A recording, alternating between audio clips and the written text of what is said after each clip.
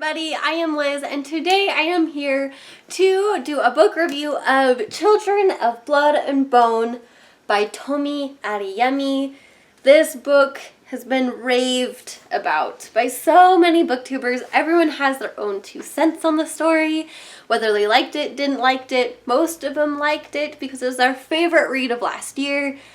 And what are my thoughts on it? Let's find out. Did I love this story? Did I enjoy the story? I did. I did have a few issues with it, so let's get into it. I must begin to preface that there are some trigger warnings in this book to be wary of, specifically on graphic torture and violence, with also physical and psychological abuse.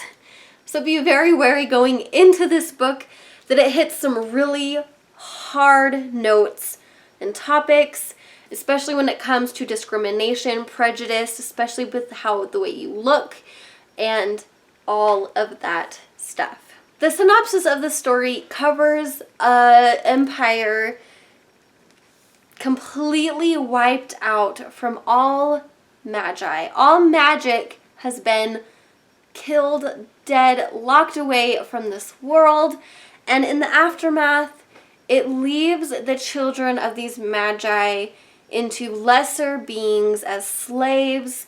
They are identifiable by their white hair in this Nigerian fantasy realm. One of these enslaved diviner children, as they're a teenager growing up, learning how to defend herself, Zelly, she discovers through a series of interesting events that she can bring magic back to life. It was such an interesting plot. I was pretty hooked on the premise, but I wasn't hooked on the writing until about chapter 5. Before chapter 5, it was really just getting to know Zelly and her town and what she thinks of the world. So the actual journey expedition doesn't start until chapter 5.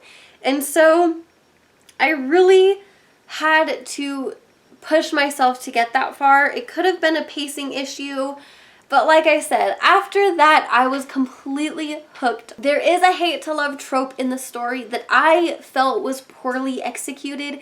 It felt way more like insta-love because after 2 interactions between these hateful, spiteful people that hate each other and loathe each other, they're now interested in each other. And I thought it was just way too soon. I also have to say that I guessed the end a mile away. It was not one of those cliffhangers that tore me up, that left me shook, that like made me needing to cling to the sequel. I didn't have a lot of those feelings that most readers had after finishing this book.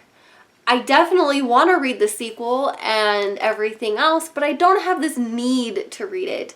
I don't have this shooked emotional stance on the end of the book because I expected it and I felt like it was necessary. And so I don't have that cliffhanger hangover for this book, but I am definitely excited to read the finale and conclusion when it comes out, which is called Children of Vice and Virtue. I definitely love the setting of the story, getting exposed to Orisha, the main continent of this fantastical empire. It was so interesting. I really loved how Tomi Adeyemi built this world and built the magical rules and the society and the culture of this landscape. It was very well thought out, and I really loved everywhere Zelly goes on this journey to bring magic back. It gives a big thumbs up. Like, I absolutely enjoyed the world that I was put into while reading the story.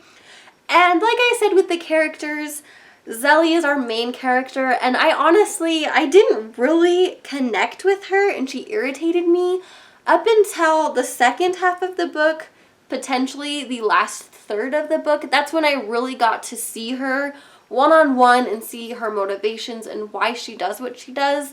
and that was when I really started to connect with her. I never really connected with Anon. I felt like he was always gonna be a backstabber, and he never had any like redeeming qualities to him. He was just not a character I could connect with.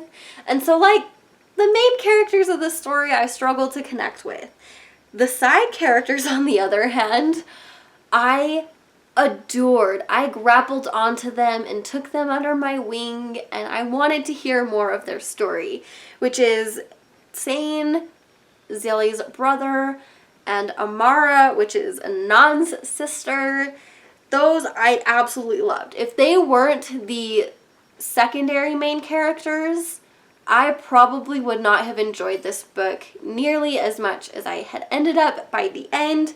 And obviously the actual side characters they were just phenomenal. I really grappled onto them. They were super solid, really 3D, like Mama Agba and Lakan and all of them. I just absolutely loved them. And so I'm really excited to see how these characters evolve after all of the events that happen at the end of this book. But I do have to say that if you've read this book, I was generally shocked, completely shook by the events that happen on page 369. I was floored and had to put the book down for several minutes before continuing because one of my favorite characters said a really rude comment that ticked me off. So overall, I definitely really enjoyed this book. I had a few of the issues just with the main characters and some of the hate to love trope that ended up being insta-love for me. But other than that, like I said, really enjoyed this book. Can't wait for the sequel that comes out at the end of the year. And as always, I will finish up with my favorite quote of the story, and I have two because I could not decide between the two. The first one happens on page 416. Our main character, Zélie, says it, and it was so powerful. She says, "Your mistake wasn't keeping us alive. It was thinking we'd never fight back." The next one also is in the point of view of Zélie, and it was just really powerful to me. It's on page 313, and it says, "The truth cuts like the sharpest knife I've ever known.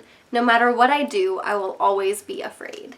And that really shows that even though she tries to put on sometimes a really strong front, she has all these fears and traumas and misconceptions and hardships in her past that really makes her afraid of things, and she's really coming to terms with these fears to try to fight back and to make herself stronger, which is something that everybody needs to work on. And last but certainly not least, I like to finish off my reviews by comparing the book to other books similar, as this sets with some really intense feelings and themes of diversity and overcoming adversity and really struggling with racial discrimination and prejudices and downright slavery because of the way you look like and your past and upbringing and your parentage.